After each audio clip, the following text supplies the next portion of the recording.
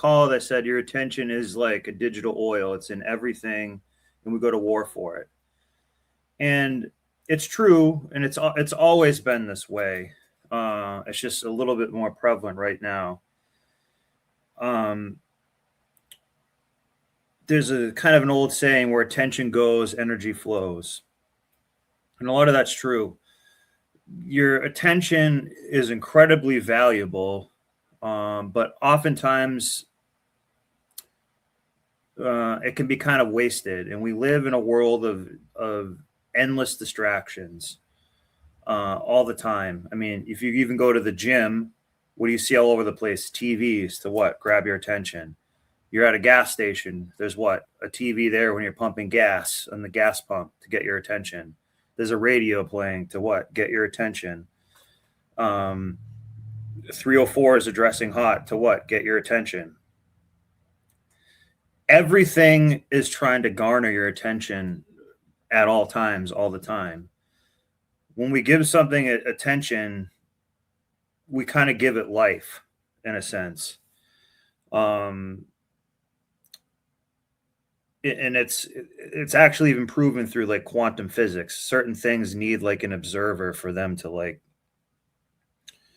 exist in a sense. So we'll get a little bit into that, but your attention is so valuable, and your attention is now like a data, and the data is it's like a digital oil. They want to put it in a 55-gallon drum and sell it to companies to try to what? Figure out how to hack your attention so you buy products, and they can make an algorithm that will basically like sell to you and stuff like that.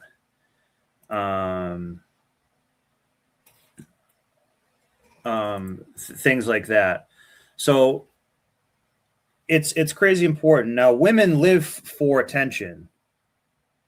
That's one of the things they like. They've even said they like attention almost more than sex. And that might be true. But we're not really talking about, I don't want to focus so much on getting attention. I want to focus on what you're giving your attention to.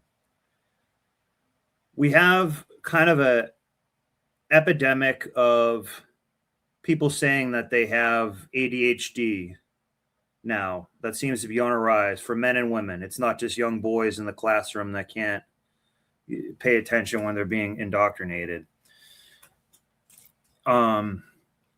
That's why you see the rise of drugs like Adderall and whatnot.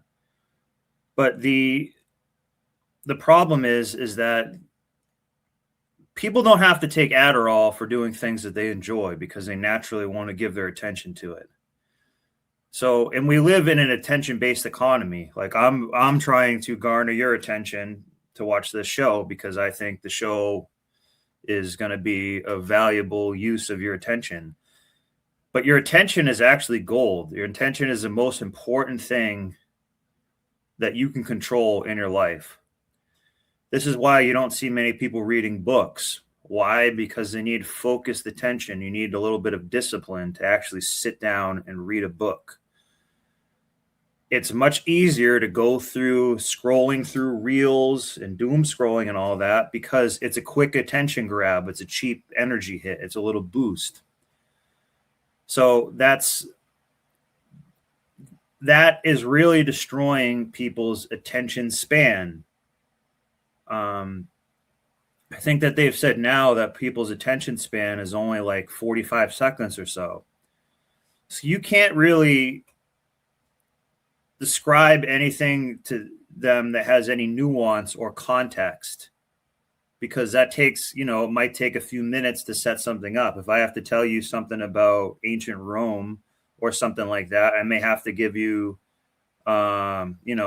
a couple paragraphs of context before I actually make the point that I want to make. That is all going down the drain. It's just all going down the drain. And that's a big problem because you can't have a deep thought, a philosophical thought, or change your paradigm of how you think or see the world or operate in it if you don't really think about it on a deep level. Everything we're doing is surface level thinking, and that's kind of by design. Um, it's quick stimulation. It's little dopamine hits. It's small amounts of bullshit. It's you know what I mean? Like you're trying to read something and then you see some giant titties over that come up as the next thing, and then your attention is just shot. So control of our attention is massively powerful. This is a lot of what martial arts do as well. What are you doing? You're controlling your attention. This is like what Tai Chi and things like this too. It's controlling your attention and like synchronizing it with your body, things like that. So attention is massively important, and we've kind of forgot how important it is, how valuable it is, and how valuable it is to other people.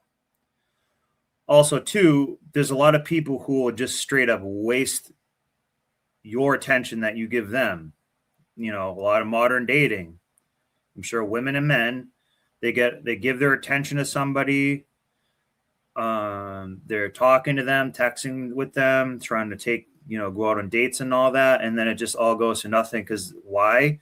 Because they're getting attention from so many different places. So everyone has spread themselves so thin that they never lock in, commit, and get serious about anything. So it's a major problem for dating, saving money, becoming good at something, learning, creating, many different things.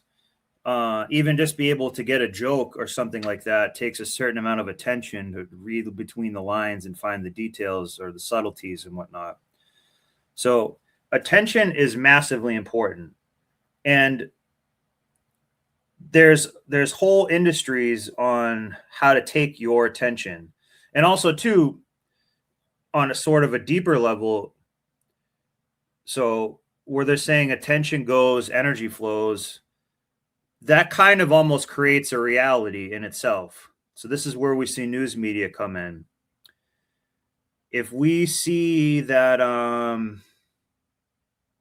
that boat that with that hantavirus or whatever, and they're trying to put this all in your face. Oh, look, it's going to be like the next COVID. It's the hantavirus and all that. What are they trying to do? They're trying to they're planting a seed, but they want you to water it and nurture it and have it grow with your attention. And ideally fear attention. So attention, let me actually type this out. So they want attention plus fear or emotion. Plus we'll say plus emotion. Attention plus fear. Attention plus emotion can create action. Okay. So if you take action to say, oh, I better go get more masks because of this hantavirus or something, you are starting to make it real. And these type of things happen all the time, for good or bad, conscious or unconscious. That's how a lot of this stuff works. So if you start taking action on it from your emotional response, that makes it more real. You're giving life to it. So when we go look online and we're giving all attention to, we're giving our attention away. So I guess what I'm trying to say is, before social media, before things like reels and whatnot, you could be very focused and disciplined on a couple things that you needed to do, and you had a much more peaceful life. You could be in a flow state. You cannot be in a flow state when you have a disruptive, distracting environment. Seeing titties all the time, seeing ass, seeing someone jump off a building, seeing, I don't know, some crazy stuff, the next craziest news story. that is to not only just garner your attention a little bit, but destroy your ability to have a focus level attention for a long period of time.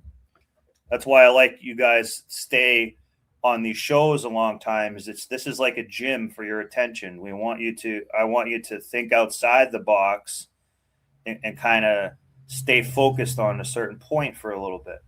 Most people cannot do that. Most people don't have, I don't know, I guess that type of discipline. So, I mean, I am here to try to make entertaining. This isn't like about doing work, but that's part of what it is. And your attention is also linked to, so companies view your attention as data. So we're going to look at how that also plays into the money side of things. Your age, your income, your gender, the things you like to share with your friends, the things you would like to keep to yourself, combined with the thousands of other data points, have become $1 trillion savings account for the biggest tech companies in the world. And in the next 5 years, they are going to start making. And again, these cameras, and what are they doing? They're putting attention on you. You see that? They're putting attention on you to also track what you're doing, your behaviors. But what is a camera? If you think about it, what is a camera? It's a device that channels attention. That's what it is. It captures something, but what is it capturing or recording? It's kind of recording basically a human perceiving something. Is it's a machine, but ultimately it's going to be some human that will review it. Withdrawals. I want to make sure I pause it enough. I don't know if this is copyright, so fair use. Under mounting pressure to answer questions about how a data firm with ties to President Trump's 2016 campaign collected private information from more than 50 million. And again, you're not going to be able to hide all your data with VPNs and stuff like that. They're going to have it, it is what it is. Facebook users without their permission. Political campaigns want to advertise to voters in the most efficient way possible. Federal of Washington, D.C. filed a lawsuit Wednesday against Facebook over the Cambridge Analytica scandal. Again, anytime you have to sign one of those things to update or something like that, they use your data. They're selling you data. Facebook was also partly started by DARPA. They're watching what you do. Like, we know this, but they're not just watching what you do, waiting for you to do something bad or say the wrong thing. They're trying to see how you tick. You're a lab rat to them, essentially. So they need to take as much data as they can. No secret that big tech companies have been collecting petabytes of data on every user they can lure. I've never even heard of a petabyte. Onto their platform. I'm very concerned that the people that are spending most of the time right now speaking and focusing and thinking about big data are large companies and governments. And that's fine, but this is going to affect our lives, our parents, our kids, and I think we should all be. Well, we're already there, man. This is something people would talk about a couple years ago, and just no one would care. But still, kind of, no one really does. Big data has become one of the most attractive assets to investors. Companies like Snowflake, Teradata, and Palantir that do nothing but compile and manage billions of data points and turn them into useful information are worth billions. Because they're trying to make an algorithm of you to know what you were going to do. Billions of dollars. And not just as, this is not just as a consumer. This is the one thing I want to point out here. This is not just as a consumer, because that's how they pitch it to you. Oh, yeah, this is just so we can figure out what products to sell you that suit you best. That's all. We're actually trying to help you. No. Yeah, they'll use that to help you, but they want to know what you eat, how you think, every little thing, everything. Data manager Snowflake was so attractive that they even got the legendary Warren Buffett to change his investing strategy around tech IPOs so he could include them in his portfolio. Those are just the companies that make sense of your data, the companies that can actually harvest. Again, just one thing about Warren Buffett. Warren Buffett is a disciplined trader, yes, and he's done it for a long time, but his dad was a senator in Omaha. So he's been doing insider trading and known stuff for a long time. Is he a disciplined trader? Yes. But his dad was also a senator. He's been linked into the shit the whole time. In his portfolio. Those are just the companies that make sense of your data. The companies that can actually harvest it are worth trillions. And that's because your information is useful for so much more than just targeted advertising. Whenever we're online, information brokers collect our data and use it to assemble user profiles that can earn a dossier on you. And them a lot of money. Jeff Bezos may or may not be using Alexa to listen out for product recommendations. What do you mean may or may not? Of course he's doing it for that. That's part of why they put it in your household, to record what you say and stuff like that. It's not to record what they say because they care about really what you're saying. It's more about compiling data, creating algorithms and things like that.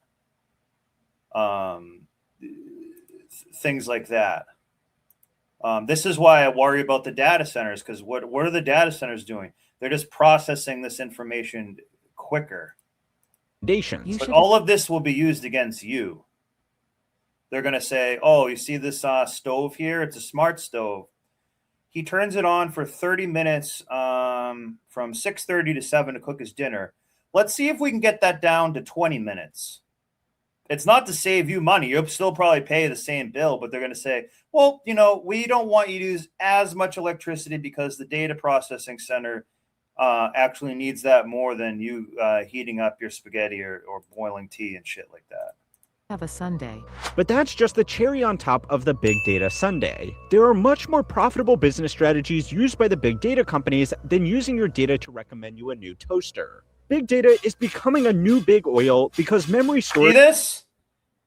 They're calling it the new big oil. See, I didn't even know that they were going to say this, but yeah, these 55-gallon drums are equivalent of what your data makeup, your DNA data makeup. Are you looking at corn? Are you not looking at corn? Are you watching football? Are you watching reality TV? Are you looking at alien stuff? What products are you buying online? What medications are you taking? Like, it actually gets crazy. How much are you spending in gas? Which gas stations did you go to? Like, it's actually endless. Which has become orders of magnitude cheaper. In the 2000s, big tech companies started to realize that their data would be highly monetizable through commerce and direct sales to third-party data brokers. So they started to collect as much as they could. But data brokers often take all the breadcrumbs that they have gathered about you, pair them with other data they can obtain, and then share all of it with businesses who want to market to you. And they will frame this as a win-win. Back then, it's not just marketing. This is what I'm talking about. It's not just marketing to you. That sounds nice and stuff. It's not just marketing to you. That it's beyond that. It's really beyond that. In my opinion, it's definitely beyond that. Share them with other data they can obtain, and then share all of it with businesses who want to market to you. And they will frame this as a win-win. Back then, high-volume data center memory still cost as much as $10,000 per terabyte, and it was stored on highly inefficient hard drives. All web companies had to store some transactional user data, like login information. So this is what I'm also trying to say about these data centers and stuff. A lot of it is just going to simply be used on stuff against you. So they're going to have a lot on file to use against you. It's not really going to be to serve you. They'll actually make you pay to access your own data they already basically stole from you. As a matter of fact, Snowboard, do you remember, was it Andrew Yang? Can you hear me? Yeah, I can hear you. I remember Andrew Yang and the Yang Gang, yeah. So, and you more likely, you may know more about this than I do. But when he was making his presidential run, excuse me, he did have a very interesting point of view in regards to UBI, Universal Basic Income. Income. He said some good stuff. Yeah, but his ideal behind it, I thought was brilliant. All of these companies are generating this is a multi-billion-dollar industry. It's huge. Yeah. Collecting our data, collecting our attention, learning how to sell, market to us. And we're talking medical data, every goddamn thing, everything. And Everything so you can imagine, blood type, everything. And so his point of view was, how do we fund UBI? These companies have to pay us a percentage of the income that they derive from our information. And I don't know why that didn't get more airplay and that didn't get more time. I mean, I have my opinions around that. It's sensible, so they're not going to have that. Yeah. And so, it was very interesting. And like I said, I wish they would have talked more about that, because to me, that was brilliant. That was a really good idea. I didn't know he was trying to derive it from that. If I can find some information about it, I'll forward it over to you in the Discord. Okay. Yeah, no, that's but this data is so valuable, and it's not really talked about, because it's not the data itself per se, it's what they can predict from it. You know what I mean? Like, we go back to Warren Buffett, we just saw a picture of him. He's someone who would be like a mad scientist with all this data and be able to really figure out how to manipulate a market. Most of it's used in market manipulation. It's not to serve you, it's to pretty much go against you. So keep in mind, I was in the mortgage industry for a decade before I switched to banking and finance. And so when I tell you I have looked at tens of thousands of credit reports and bank statements, it's not hyperbole, over the past 20 years. And, when I talk about, Negrodamus and stuff like that, I'm not joking, because I can literally look at your credit report and your last 2 bank statements, and you'd be surprised at how much I know about you, your life, what you value. And people, people were always shocked with how much I could tell and how much I knew about them. And it's like, it's not right. And that's only 2 data sets, really. Exactly. They have literally hundreds, if not even more. They know like when you're taking a dump. I'm pretty sure Facebook knows when you're going to take a dump, and like think about it. You have your phone in your pocket, so it can every phone has GPS in it by default since the very first cell phone. So they almost know okay, he's walking to his stove, he's walking back to his computer, he's walking here. They know everything that happens. As a matter of fact, maybe I shouldn't say this in case because I know how much of a criminal mastermind Keyshawn Jones is. So maybe I shouldn't say this. But as a matter of fact, that's one of the ways they solve crimes. They look to see the cell phone data in that area. We've seen enough. We've seen enough true crime videos where they've had nothing but just the color of a car. We knew it was a white, Ford Taurus, and they ping all. They look at all. They can pull all the cell phones that was in that area, and then they actually caught someone. Sorry to say that. What that's also called, it's not just the cell phones. There's a whole different thing of it, which is a different type of data gathering thing called the flock system. I'll type it in, flock, FLOCK. The flock system is similar to what CGRIP is saying. So once they find it's a white car or whatever, then your local police department or even other people can put it into the flock system. The flock system is cameras on stoplights, street corners, toll booths, shit like that. You almost can't drive anywhere. You probably have to be way out in the country to not be seen by something like that. And the way that flock started was they kind of just started doing without really asking the public's permission for it. So they also can do that, which is, that's not a big surprise to anybody, but it's called the flock system. What were you going to say, Seagrip? They also, the police will use that? Yeah, I think I was actually watching a video where someone, I fell down a rabbit hole in regards to these people unaliving people over fast food. Well, when we say these people, we know, and I hate we to know, say, we know who that is. And actually, I watched. There's actually YouTube change where I fell down a rabbit hole, and I literally watched like 20, 30 of these incidences. And yeah, I wanted a snowflake to be at least one of them. It wasn't. No. It wasn't. It wasn't. No. Well. Yep. It's not. It didn't happen at a Panera bread place, did it? Secret? No, it didn't. No, it didn't. It happened at didn't. the fried chicken. Insane. But yeah, and they caught her because they just had to color the car, and they were able to catch her because of her cell phone was in the area. She had the car. Bam, got her. Black Nissan Altima just got pulled right over.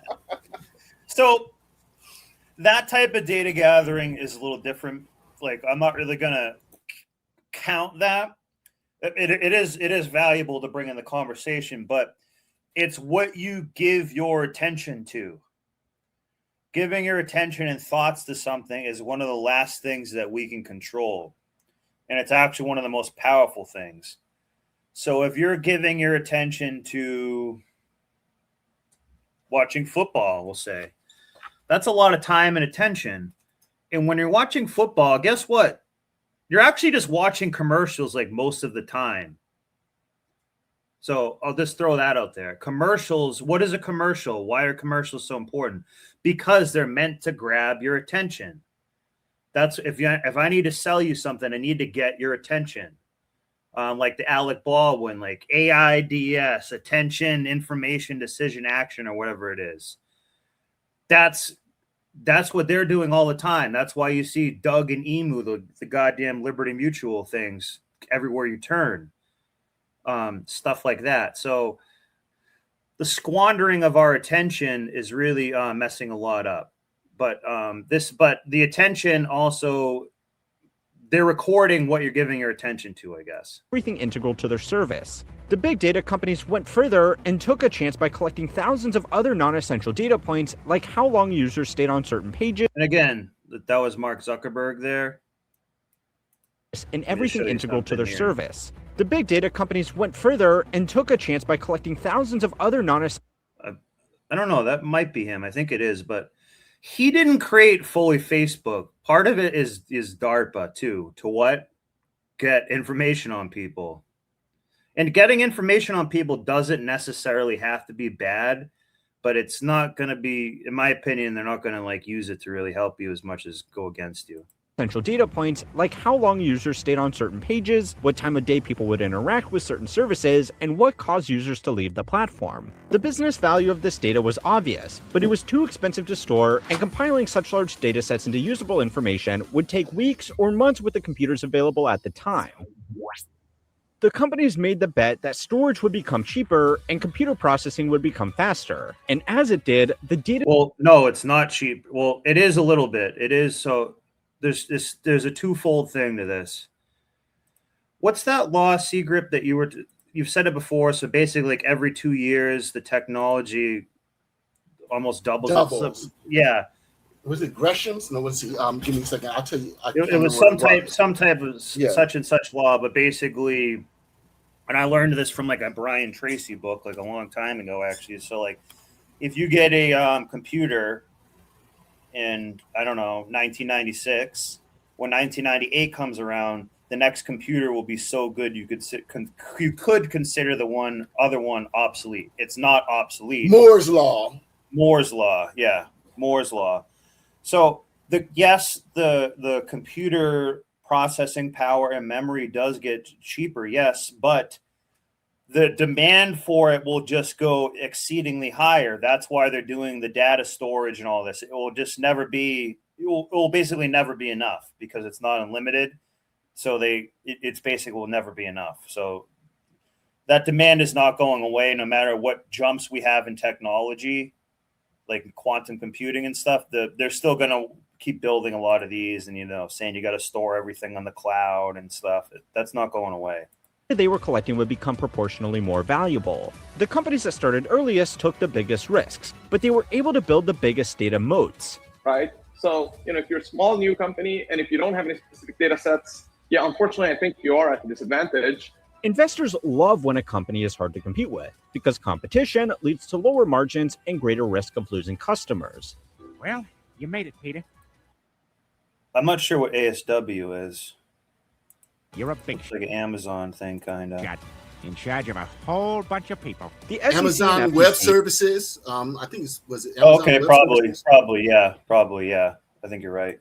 make anti-competitive behavior illegal for companies. So the next best thing they do is build moats around their market. These are advantages to the incumbent market leader. And it's not a moat; it's like a toll booth, really. They clip your coin.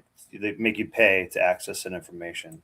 That any would-be competitor would have to overcome to start gaining market Basically, got to kiss that wall.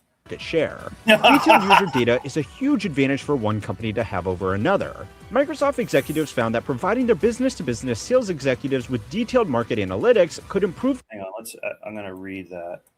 See, here's an example of shit that we're shown things like this, but we don't actually read it. Like, we're not reading much, including myself. I don't sit and read a ton of books. I'll be honest with you.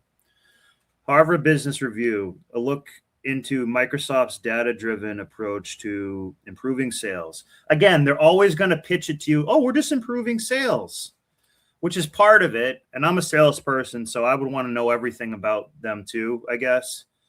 But other companies are going to use it in a sinister way eventually. Companies are beginning to utilize their employees' behavioral data. Listen to that. Listen to that. Look at Seagrip. They won't even let him listen to this show because his goddamn computer at his work. Companies are beginning to why would Seagrip's company do that? Because he's giving the attention to me. He still is doing work. I don't think he's totally screwing off, but you're giving attention to me, and they don't like that. They don't like that. Imagine, and for a whole year, not one problem. For a whole year, over and you year, still were completing your work and stuff. Oh, yeah. You're doing work. He's there. His hard work is there to do. Work. Work is first. This is all bullshit. This is extras for fun stuff. But some people, they are able to. They need a little bit of a stimulant at work. So Seagrip's not taking Adderall. He's listening to something like this to help keep his mind sort of occupied so he can focus on as a background thing, so we can focus on actually really what he's doing. Yes, coffee and Monster Energy. Yeah. So companies are beginning to utilize their employees' behavioral data. So that means spying on you, basically. Companies are beginning to utilize their employees' behavioral data, generally known as people analytics, to better understand and improve their sales operations with strong results. Microsoft, where we work, is no exception. And in business to business sales is one of the areas where we are seeing the most value.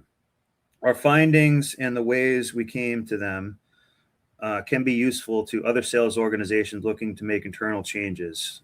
So who to fire?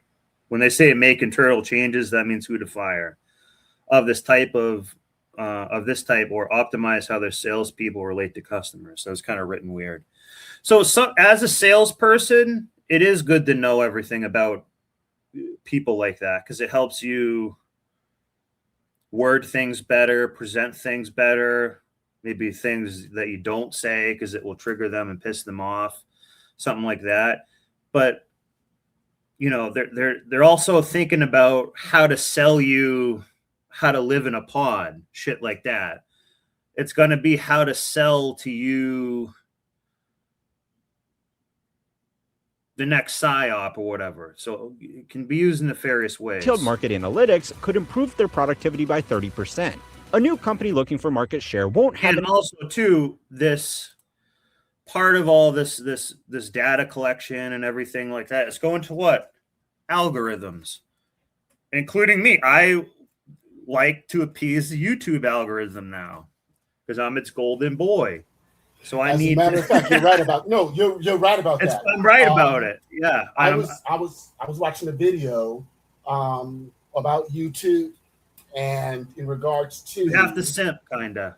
Exactly, because what they do is from what I read, they look to see, which content and like which, gets most views, and they will only push your content if you keep people on YouTube. YouTube's goal is to keep you on YouTube. If they can keep you on YouTube 20 hours a day, they will. And if they promote your content and they see that when people click on your content, they're leaving YouTube, they stop promoting you. And if they see promoting your content keeps you on YouTube longer, they'll promote you even more. Yeah. And by the way, there's nothing wrong with that either. There's nothing wrong with that. I'm not just saying that because I like YouTube, because I do like YouTube and I think it can be valuable. But that's what they should be doing. That makes really good sense. User data until they get users. But the point that I was also trying to make is these algorithms and all that, like I've tried to say before, like they do kind of become your god, and they have a heavy influence on how you do things. So you change your behavior sometimes based on that. And I'll leave it at that, including myself. And, I'm not saying I'm above any of this stuff. I'm just pointing it out. And it will be hard for them to get users when they are competing against entrenched companies that already have user data. Tesla has a significantly higher earnings multiplier than legacy car brands, because it made collecting driver data a priority, which is currently being used to develop full self-driving features.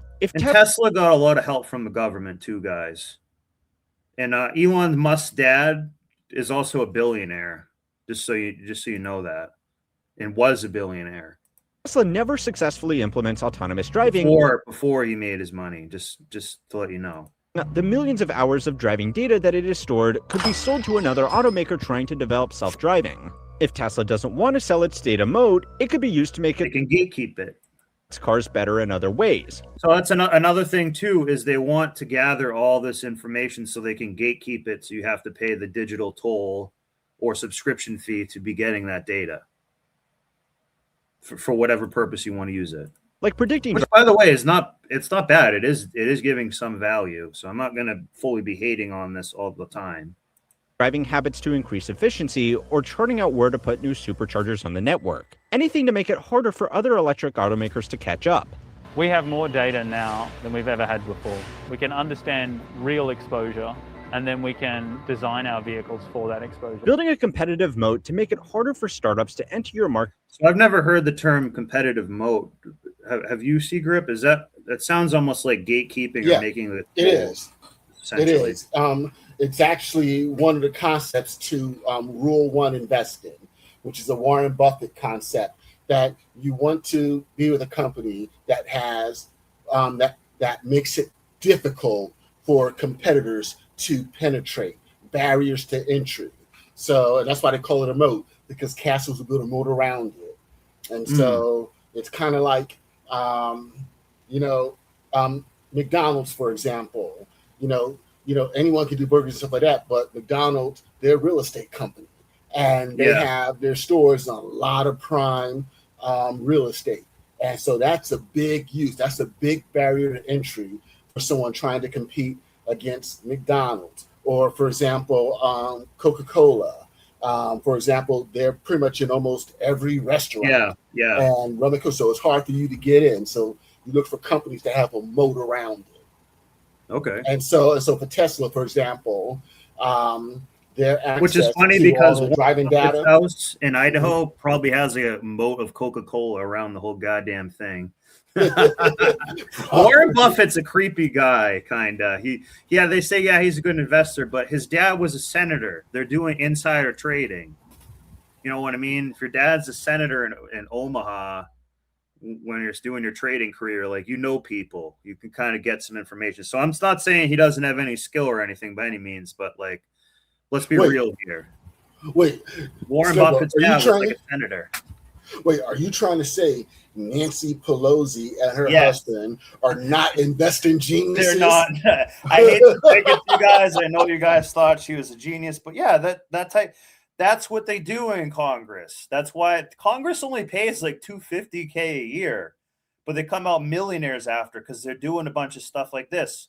Why? Because they probably create the moat around certain information and whatnot. So, like a lot of these tech things, it should be an equalizer. So, because it could be saying, okay, well, I have access to all the same information that Warren Buffett does. It's like, yeah, kind of, but you're going to have to pay for it, and there's always going to be. I'm not really quite sure what to think about it, but the point I'm also trying to make is the data is also what? And a record or an account of what you're giving your attention to or holding it on and or doing.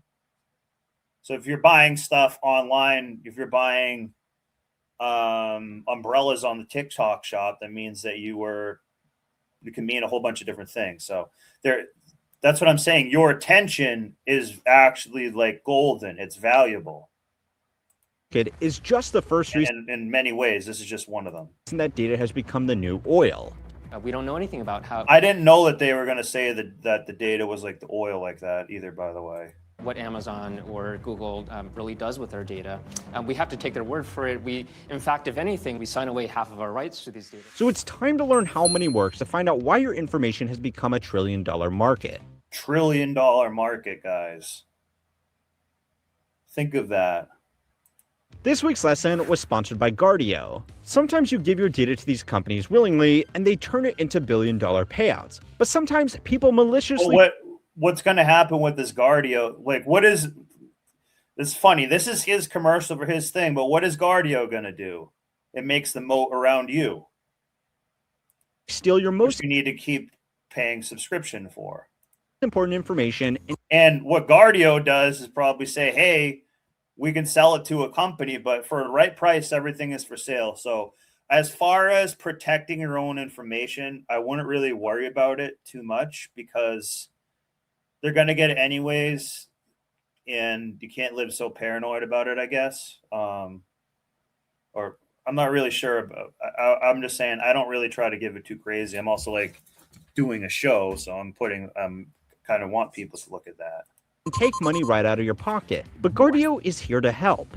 Guardio is a browser extension that provides comprehensive audits of popular YouTubers being compromised and wonder why this happens. Many believe that two-factor authentication is sufficient for programs often come from Vault. You can protect malware. Sorry, I don't want to play a commercial. Data expensive in-house tools to analyze. Many large corporations tried to build data management tools in-house, but most were clunky and slow, costing more than they ever earned in improved business operations. Large tech companies that already had experience building software were the only ones that got it right, and other companies were left using basic regression analysis. Anytime you see a guy like this douche here, this guy is a douchebag. I hate this little twirl thing. You can only pull that off if you're like a kind of an older type, like musclehead Mr. Clean dude. But this guy is a dork here. I hate that look. I don't know what it is. Sometimes the people with mustaches are just the worst. Done by teams of analysts and when we say like the archetype of Gavin, that's who that is. Use of their databases. It was a huge market opportunity that had been filled by third parties specializing in data analytics. Companies like Snowflake, Teradata, Amazon, Redshift, and Google's BigQuery will... Again, thanks for being here, guys. I appreciate it. And liking all the videos and watching the content and commenting, with intelligent responses and whatnot. I've got it. The subscribers are really going up. So it was all, from the support of you guys, because when I do these shows, I'm just clipping it really for the, parts that I think are really good. So thank you. Ingest a company's database and provide a range of tailored tools to quickly and intuitively work with the customer data they invested so much time in collecting. These services have a price range between $250,000 and $5 million per year, which is an insignificant investment for major companies that would have spent that much on internal tools anyway. In exchange, they get tools that are constantly updated and function as required. Also, too, the data, half the reason they want a data so they can run it through AI. That's why I worry about this. That's where the data centers come in, because it's going to be, we're going to go from like, let's say that these, we're going from like basically from like a V8 engine to the engine the size of a giant like cruise ship. That type of jump in like computing power and stuff like that. And I don't know if people are really but it's going to be for like how to plug in more algorithms and stuff like that. It's going to probably be used to be like tracking you more. Like you're still, as far as I'm concerned, the internet and computer is pretty quick. All my internet works pretty fast. Like I don't think I need it to go way faster. It's like, I think we're good. And I actually like some of the AI now, the lower level AI, like to make some pictures and stuff. Like that's kind of cool, but like, they're going to start to do it to figure out speech patterns and way more crazy stuff. Well, when you were talking about the whole Alexa stuff and everything, that's what that is about. To get to learning language. They want to know how we talk regularly. And so they can incorporate that in their AI learning model. Yeah, large language models and stuff like that. But what the computers, this is why I try to say to people, like, it's gonna become basically its own consciousness because we're training it to kind of do that, because it's constantly learning and training all the time. So it's just going to be I guess just kind of a norm. The customer turnover rates from the biggest data analytics providers is extremely low, which signals that the companies that work with them are satisfied with the results they provide. Modern tools are... Here's what this guy did, this sellout. This guy jacked off two guys like this. This what he did. Turnover rates from the biggest data analytics providers is extremely low, which signals that the companies that work with... That's what he did, this guy down here. Douchebags. Them are satisfied with the results they provide. Modern tools are able to use technology like machine learning and advanced results-based algorithms to use data in ways that would never be possible with human intuition alone. Again, also too, YouTube algorithm suggested this video to you. When has collecting the data served you? When's the last time you can think of? And maybe there is some small ways where it actually does help you. Because it knew you had an interest in finance and business. It knew that you may have watched my videos or videos like mine before. And when you did click on those videos, you watched them for longer than you watched videos on other topics. And that's what Seagrip was talking about. And that's, this guy kind of answered my question. YouTube is an algorithm that is using the data at its disposal to deliver the result of maximum watch time on the platform. If YouTube gets more watch time, it can deliver more ads and collect more data. Yeah.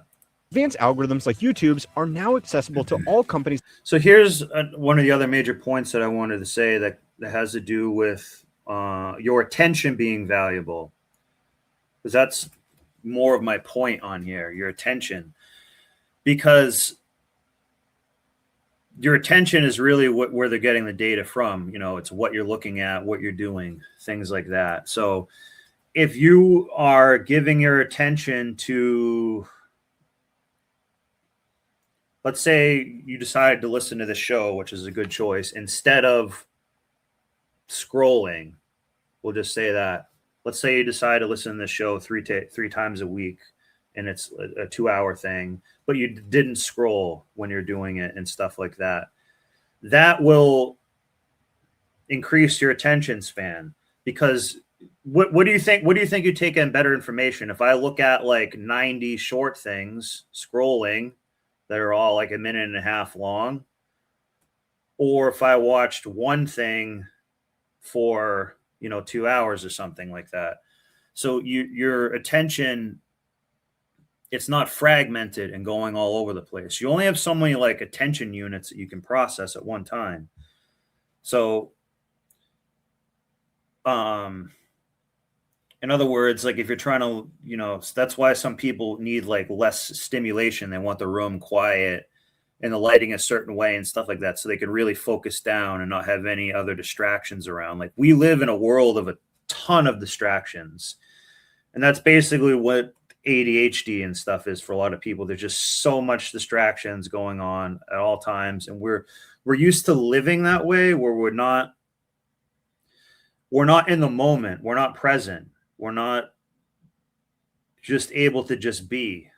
This is why we're seeing a lot of women not be as peaceful, to be around and have any serenity to them, because they're scatterbrained. They're thinking about so many things, and they're stressing and stuff like that. You know, we're chewing bubble gum, we're drinking coffees, the iced coffee, we're hitting vapes, we're watching TikTok, the radio's on, other music is on, our dog is there, kid is doing this and that. Your attention is holds the key to a lot. So maybe we need to make sure that we are not giving our attention away like a cheap 304. You know, you should be giving your attention to like this program as much as possible. Subscriptions to data service providers. So I'm not telling anyone what to do. I'm just giving an example how it cuts your attention up, essentially. Enabling more companies to effectively cash in on their data. Like, imagine like your grandpa or something looking at this. It would be so much, even like here, this is perfect actually. Even here, you see so many pictures. That's so much stimulation within stimulation within stimulation within stimulation, that when you scroll through things, you never, I don't know, process it deeply or think about it. You're just kind of like everything becomes like an NPC to you, sort of, in a way, because you can't, focus on anything. It's really overwhelming. Like, a lot of this stuff can be really overwhelming. New tools can also help clean up messy data. Having a billion data points means nothing if it's not organized into a usable format. As companies where the data centers will come in, migrated their data between different databases, formats would regularly be changed, lost, or duplicated. This made much of it unusable without having people go back through millions of entries and correct everything manually. Modern tools can fix a lot of these problems without human intervention and make different data sources work together in one. These data centers are huge, guys. Like, look at this picture right here. What does this remind you of? I want you guys to think outside the box. Put in the chat what this maybe reminds you of. A certain movie. Like, this is almost like those Matrix pods, in a sense. You know what I'm saying? Like, this pretty soon you're going to be like, well, you can work at the data center, but why don't you just sleep in the pod? You're going to be loving the pod. I might start investing in like pod companies. Just listen to a podcast in the pod. And you'll love it, actually. Central database. Somehow you'll actually think it's dope. The game developer EA gets data coming from Steam, Xbox, PlayStation, Nintendo, and their in-house distribution platform Origin. All of these platforms send user data back to EA in different formats, which makes... I mean, even just knowing somebody's age and demographic can be a lot, and where they're from. Secret, you've lived in a couple other countries before, and places like DR and stuff. Mm-hmm. You would say that a lot of those people have a lot of different patterns that are, so if you had, I don't know, if you had to sell one thing in France and then sell something else to someone in like Dominican Republic or something, like, what would you be doing different? Because you got, so in regards to this, this topic. Yeah, so even with France, keep in mind, over there they have like month-long vacations. They take 2-hour lunches and everything along those really lines. Oh yeah. Holy crap. And so wine, back when I lived out there, a bottle of wine was cheaper than a bottle of Avion. And so you're right. Their commercials, their advertising, the way you would advertise to someone over in France is totally different than the way you would advertise to someone in Dominican Republic, and vice versa. We have different sense of humor. We value different things, and on top of that, it's night and day. It is night and day. I mean, yes, we're all humans and stuff like that, but culturally, we're different. Yeah, especially to like sales. So I'm sure salespeople did want it. This is some type of Alec Baldwin character. He's like, I want to know everything about these people. I want to play that more of that movie, but when I played it before, I got a whole bunch of copyright strikes and stuff. You're serious. Yeah, I'll try it again because maybe I just let it play too long because I was only playing small parts of it, but because I've been wanting to use that again. So let me using them together try it again. But even when you think about it, that was only like maybe what, a 3-minute clip, 4-minute clip, and we transformed it to like over a half hour. Yeah, 45 we minutes did. worth Yeah, of that's what I content. thought about. We Yeah. transformed it. And so, but maybe because it was a movie or something like that, I'm not sure. I think it's because it was like a movie. Yeah. Okay. Because I might. Okay. Yeah. Yeah. Probably because it was a movie. It's not like you know someone doing someone commenting or doing a reaction video to what you're talking about, and they transformed it. Yeah, no, the whole movie I think is on Netflix and or on the platform for free. Exactly. Anyways, yeah. So anyways, I'll try to find that. I'll let this play. Without manually changing formats. Like one of the things he says, he's like attention, interest, decision, action, I think. What's he saying first? Attention, attention, attention, attention. It's really important. And you hold the key to your own attention. You don't have to hoe it out to slop. To play nice with one another or using a tool to do the same thing. EA actually uses Snowflake to monitor things like how long users play certain games, what modes create the highest player engagement. Also, too, what they have now, in certain cars, it'll literally record your face all the time because it wants to see if you're looking at the road or if you took your hands off the road. And so it'll actually be recording your face like all the time. And you're just driving. How to most effectively push microtransactions, and the right balance of skills-based matchmaking to keep giving players the right amount of dopamine. The driven algorithm that recommended you this video to keep you engaged with the YouTube platform is the same as the matchmaking algorithms that decide your teams in online games. They aim to keep you engaged by making sure you aren't winning everything and getting bored, but you are also not getting destroyed every round and rage quitting. In addition to improving user engagement and spending, using data can also help companies like EA cut down on costs by predicting server usage and only just having enough available to meet demand. You might hate them. Yeah, so they're just trying to... That is a justification. I guess that did help save them some money. But these tools make companies like EA a lot of money, and they have all been fine-tuned by mountains of data used effectively by off-the-shelf tools. If this so far has sounded a bit too Big Brother for your liking, it gets a lot worse. User data has become highly valuable, cheap to store, and easy. Yeah, see, the world's most valuable resource is no longer oil, but data. Data is, a receipt of your attention. That's what it is, essentially. Easy to sell. In other words, it's pretty much become a new type of currency, one that is impossible to tax and can be spent as many times as the company wants. One of the most lucrative strategies. And that should have just been, see this back here too? That should just be dollars because that's what they print. That's basically what they do right now anyways. One of the most lucrative strategies to monetize this data is used by hedge funds. Hedge funds have been quietly buying consumer... Again, who are hedge funds? They're, some rich dude who just, probably, manipulates the market. Credit and debit card transaction data. Or it's Ivy League level stuff. I guess I'll say that. Monitor which retailers are outpacing or underperforming their earnings projections. Yeah. The hedge funds will buy or short the companies ahead of public announcements, profiting off the shift in share price. And so here's another thing too, is that these are all companies competing with each other.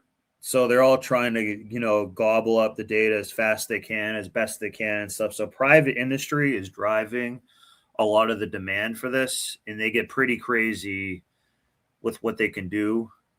So I like having not a ton of regulations, but when it's stuff like this is almost like a utility thing. I think government should step in more. Bill Gates recently bought like 3 Mile Island to use nuclear power. The one in Pennsylvania. I've actually ridden a motorcycle to there and stuff like that. And I think Jeff Bezos also is getting his own nuclear plant because they're they're using it to power AI. So the environmental people didn't really care when they went to do that. Follows these transactions. Transaction data providers charge millions of dollars a year for access to the real-time databases. Some banks sell this data directly through private agreements with hedge funds, and others go through service providers like Bloomberg Second Measure. So wait a minute. No. They sell the data. You don't get any of that money. You don't get your coin clip of it. They give your data, they clip off that, but you can't clip off what they get. Banks sell this data directly. And they'll do this under the table. They say, "Oh, we actually signed for this. It's in the fine print here on page 270, sir. You signed it on the contract. I'm sure you read it over, right?" Through private agreements with hedge funds, and others go through service providers like Bloomberg Second Measure, which is a subscription on top of a regular Bloomberg terminal subscription, which already costs $24,000 a year. So that's part of the money side of it.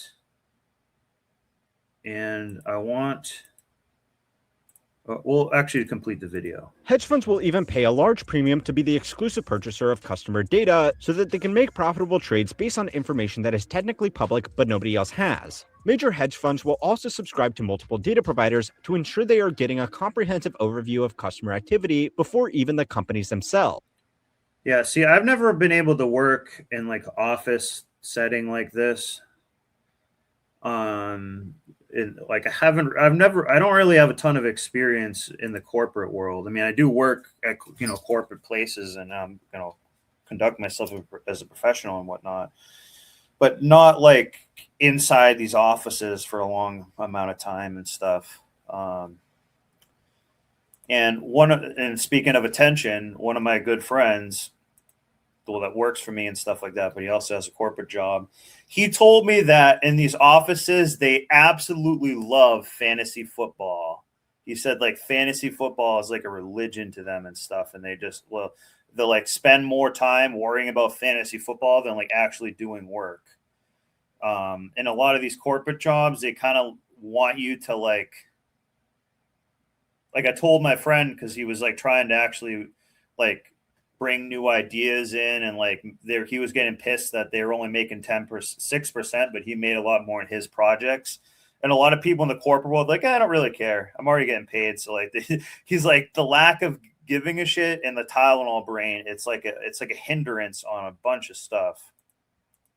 It's not a strategy that is going to work for someone with a Robinhood account and a few $1,000s, but it's been incredibly profitable for the firms that can pay to play. Hedge funds have some dirty tricks to generate big returns, but they have nothing on the guys that operate in the world of venture capital. But to find out how these guys still make money after investing into So, I also wanted to look at this too.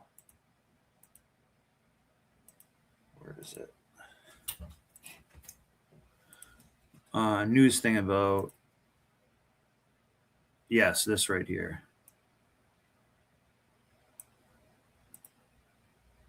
Because this is also going with my attention theme. New this evening on Tampa Bay Tonight, technology impacts many parts of our lives, but now ADD and ADHD cases are on the rise. We just do this. So go to Adderall speed.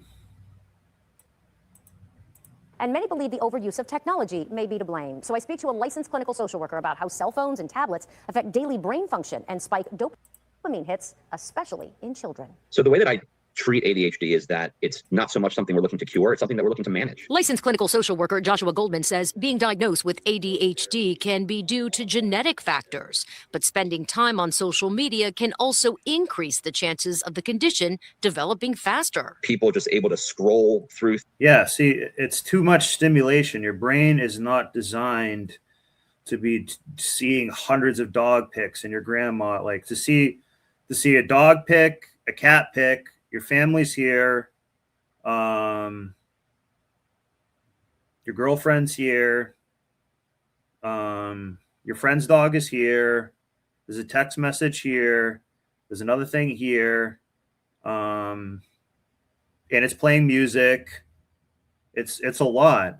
Things quickly, short little clips. And we're so used to like living this way that we've this essentially the phone like scrolling like this. It's almost, imagine it like a hamster wheel thing. It's like a hamster wheel of your attention to just a lot of times dumb shit.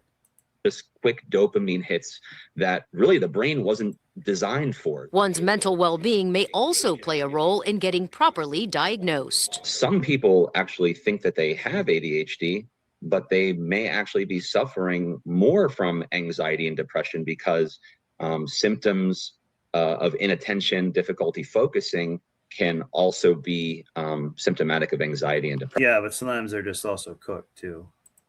But Goldman warns if you have ADHD, don't rely solely on medication to help you manage your symptoms. Address the root. See how they love, like, they just love showing, like, see these expensive pills. We are the drug dealer to you peasants. You know what I'm saying? Like, it's just, I don't know why the news does this. Like, you know, pharmacists are not in there like mixing chemicals and stuff either, by the way. They just are just like making you wait. In the medical industry, they love to like make you wait. You must wait, peasant, as we gatekeep more shit and more information and make a moat around it. It's like a moat everywhere. The issue instead. I absolutely think that there are holistic. Sorry, a little bit. I kind of emoted there. I got a little emotional. And therapeutic non-pharmacological methods that are just as helpful, if not more helpful, because they're setting you up for a lifetime of being able to better manage these symptoms. So what do those holistic methods include? It comes from strengthening your mind through mindfulness and other listening to Snowboard Joe's 98's program, cognitive behavioral techniques. It comes from lifestyle changes. And it's really a commitment to. And cutting out bullshit is just a lot of it too. Look at this nice chemtrails through this guy right here. And that's what they ended on. Overall well-being. Oops. That's not what I'm trying to watch right now. So this is I want to play something from a comedian that I really like called Doug Stanhope. And this is like a drawing that is on this guy's video right here. I just want to give him credit. Johnny Sixth. So thank you. I'll subscribe to him and play this right here. Let me just check the chat as well.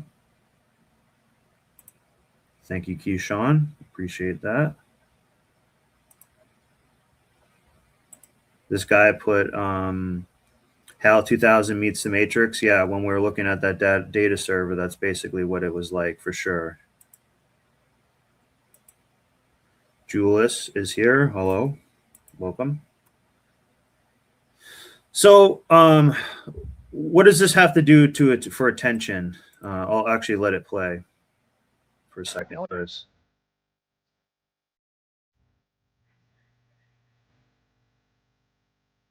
Hozak. So that was Hozak. Stabilize. Holoft. Is there antidepressant?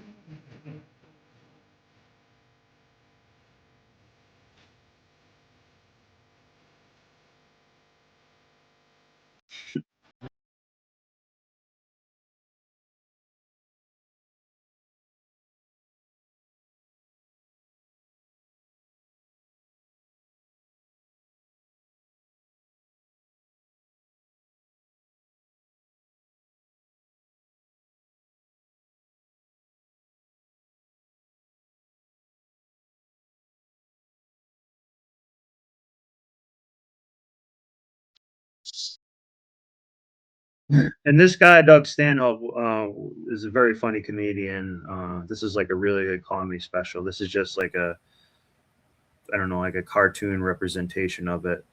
But what he's going to start to say is, you know,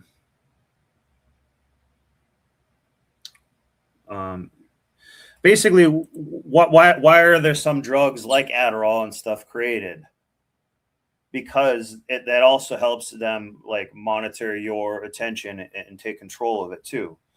So, for example, like Adderall is kind of used in doing things that sucks for long periods of time. If it's something you love to do, you generally don't need to take like Adderall and other stuff like that for it. About bowling or what? I don't.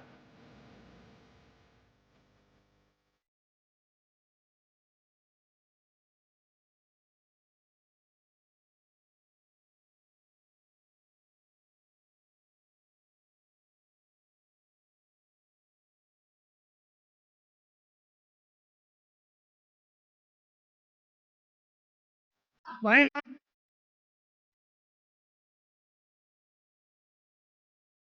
Abbott?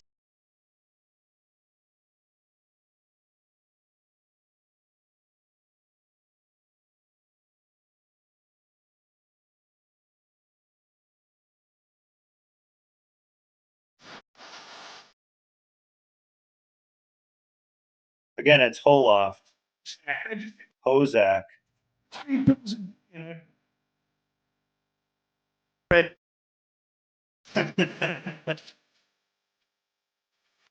So that's what he's trying to say. That's where this is related to your attention.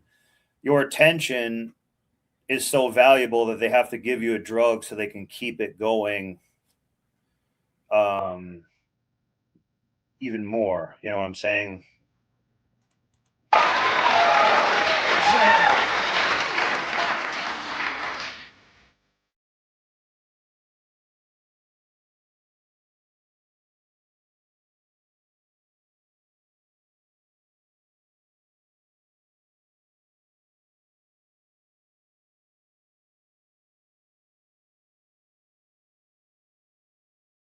That's true. That's what they're doing with antidepressants and Adderall. Adderall's like meth light. So they give you a lot of these drugs to just make you keep like doing kind of like drifting and doing like bullshit. Have a job, right? Alphabet.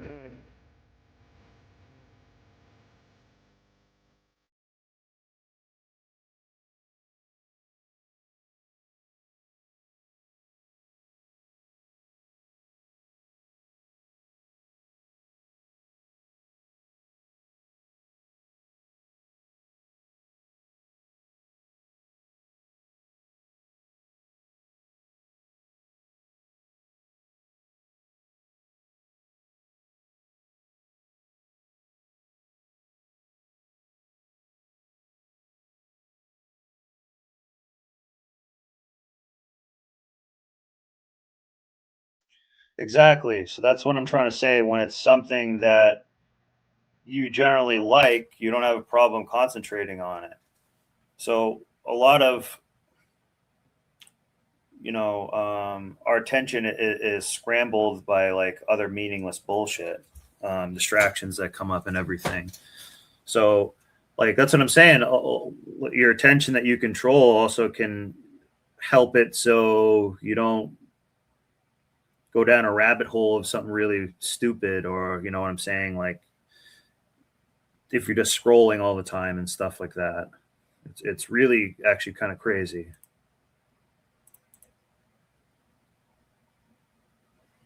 Oops. I think that had a problem, or just the sound ended. Hang on a second, because I had another video that I wanted to watch on this right here.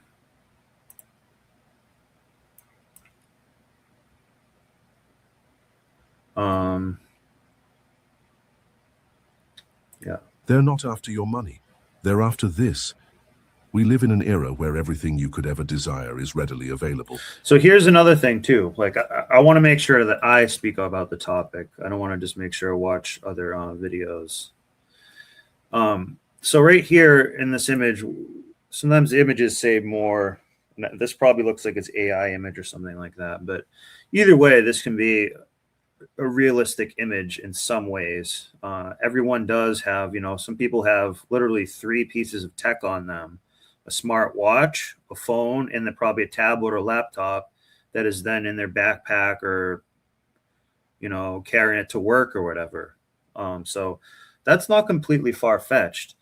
And one of the problems of that is we now don't interact with people the same in a face-to-face manner as we did, because the phone is like a moat to getting to someone's attention in a sense, and it's like a barrier, or it's a cop out. It can be like, well, I'm just looking at my phone, so I'm not like paying attention to what's around me and whatnot. So that's why some people like don't even say hi to each other that much. As a matter of fact, yesterday I was at Church's. I was at Church's Chicken, and well. And by the way, yesterday was not a Sunday.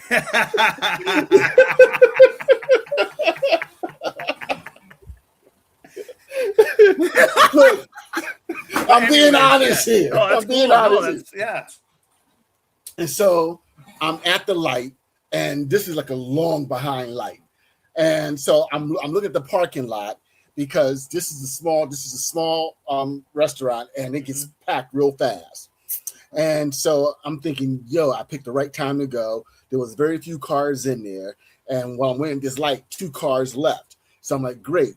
And so I go, and the light finally turns green. I pull into the parking lot, and as soon as I'm pulling out, this chick gets out the car. Now, mind you, I'm sitting there watching, like she was like literally, this light was like literally almost 5 minutes. Like I just missed it. And soon as she goes jump in line, and mind you, there's no one in line, so she goes in, and so I wait for her. And so after she orders her food, I go order mine. But the point I'm trying to make is, she then sits in the corner, and she's on her phone. There was like 2, and then this other woman, she's on her phone, and the 2 men, well, with me makes 3. None of us are on our cell phones. 2 of the guys are talking. I'm sitting away from my food, but these 2 women were glued to their phone. So exactly, yeah. It gets that's even like crazier. a waiting room scenario where that will always happen. It gets even crazier.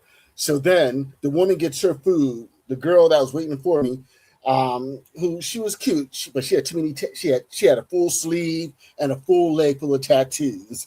But that's another story. But as soon as she gets her food like a whole minute, 2 minutes before I do. She goes get in her car and turns it on. And then I get my food. And when I get in my car, she's still in her car. And then I go drive off. I'm at the light. She's still in her car. And I wait like 2-3 minutes for like to turn. It turns. She's still in her car. So literally, and so she was on her phone the whole time. Literally sat in her parking lot for several minutes before she got to order her food. Saw me pull up, ran, jumped in, made her order. And then as soon as she got her food, instead of leaving, sat in her car for another several minutes, which she was on her phone. Yeah. And it just got me thinking that all these women stay on their phones. They're glued to it. Exactly. Yeah. It's like, I don't know, if you just walk down the street and said hello to somebody, they would kind of like have an anxiety because they're not. Some of these people that, especially once they're able to work from home for a while, they're kind of like very shy in person sometimes.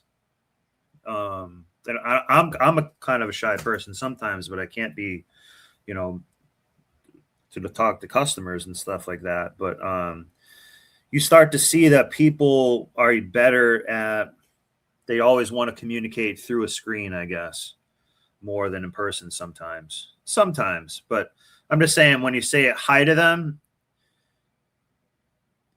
sometimes it'll like break their brain if you stop and say, hey, hello, in the grocery store or something, because some people are just so like zoned out. Excuse me. With a few taps of a screen, you can access a vast universe of entertainment, information, and especially women, to be honest. Interaction. It's convenient, entertaining, and undeniably addictive. However, there's a hidden cost to this lifestyle. What if I told you that these platforms aren't just after your money, but something far more valuable, your attention? Your attention is the currency they crave, and they're willing to do whatever it takes to get it. Welcome to the era where your attention is being hunted. Some creepy AI photos, sort of, in a way. So yeah, I don't want to like focus on too much what that is saying about, but your attention is basically hunted. If I'm holding your attention, I can sell you more things, basically. But, and something, and for the men, that's one of my red flags. A woman that can't stay off her damn phone. If every time you turn around, she's glued to her phone, That's one of my red flags. Yeah, exactly. That's what I'm saying. They can't be in the moment and be peaceful because their mind is elsewhere at all times. Like this is a thing too. People talk a lot about like having peace of mind and having no anxiety and stuff is just like really being in the moment.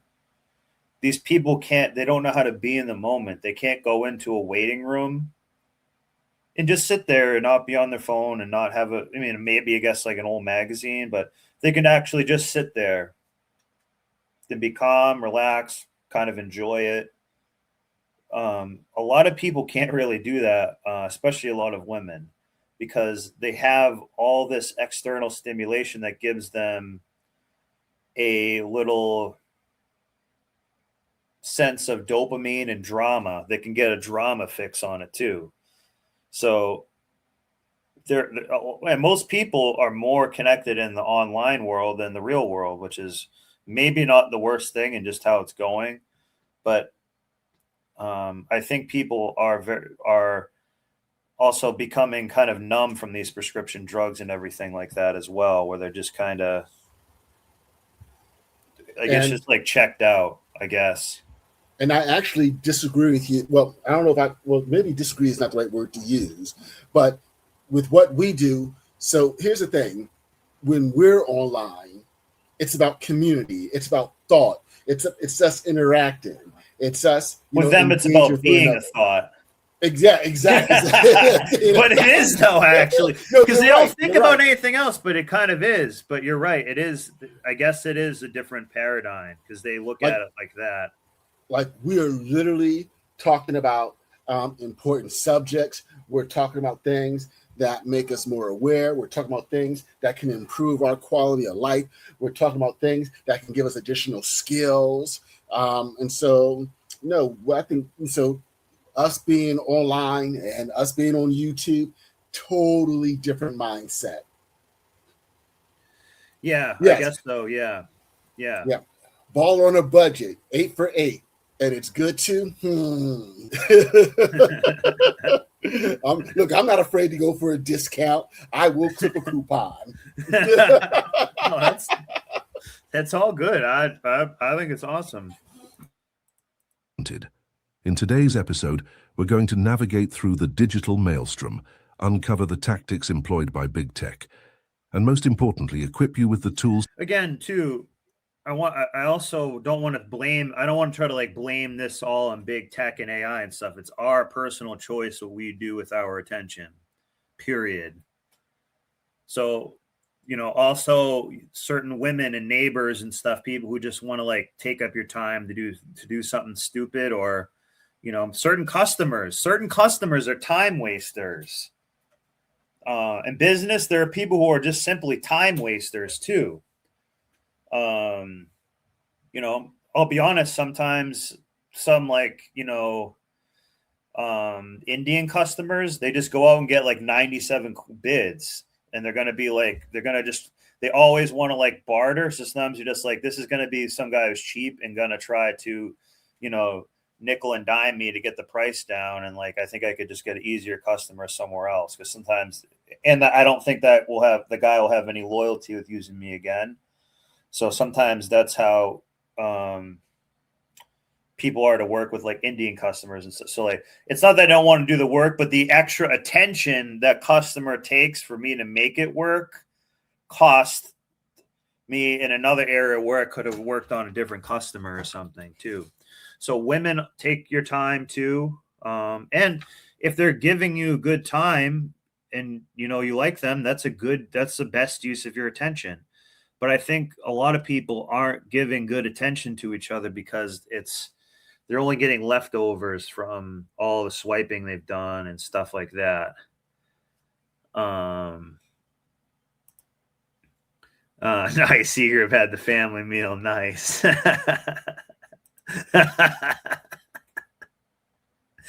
So, you know, and another thing too, like, I'm not saying everything is robbing your attention. Some people, if they have a project or a hobby that they like to do, you know, then they can like listen to this in the background, but do it, you know, or, you know, sometimes people need a hobby and put their attention into that, and like, you know, gardening or something else where it's not always, you know, screen related. Like, so your attention is down to you. We can't just blame it like all on big tech and stuff. Like, you know, it's really on us. So maybe this summer, think about how to like slow it down, and you know, besides listening to this show, but then just tune everything else out. But like, we don't need to overstimulate ourselves. To protect yourself in this neurological warfare. This is more than just a call to action. It's a wake-up call. It's a clarion call for those ready to reclaim their minds. Are you ready to join us? But before we... I don't know. This is someone else's thing that they made. I don't know if I really want to watch that. I do want to find this Glengarry Glen Ross thing, though. In fact, in this movie, he says a Patel customer, which is saying an Indian one, saying like, oh, they're actually difficult. So let me go to this right here for a second.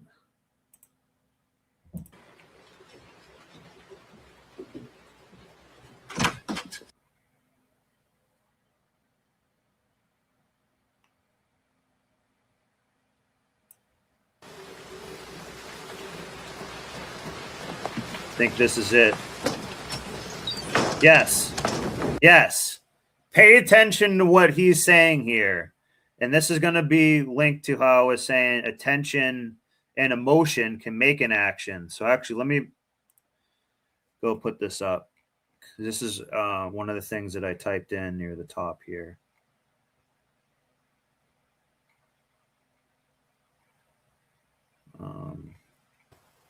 And you may want to play that 1.5 times speed or something. Yeah, I'll do something like that. Yeah, this time. I'm trying to find where I put like a 10. Yeah, this right here. This right here. So this is another almost take on it, because I was trying to say I'm trying to make this episode about attention. So that's why I'm showing this here. Not really for sales per se. Like, attention plus emotion sometimes can equal an action. Especially, you know, well, for anybody, because it kind of triggers them to go like take some action. Ideally, they almost want it to be sort of fear-based too. But I don't know. We shouldn't actually say that. You know, you don't want to, like, you want them to want to do something. Well, let's play it like this. A, B, C. A always B, B, C closing. Always be closing. See, AIDA is the other one that I wanted to talk about. Always be closing. Commenting, people. AIDA. Attention, interest. Yes, attention, interest. Decision, action. Attention. Do I have your attention? Interest. Are you interested? I know you are, because it's fuck or walk. You close or you hit the bricks. Decision. Have you made your decision for Christ?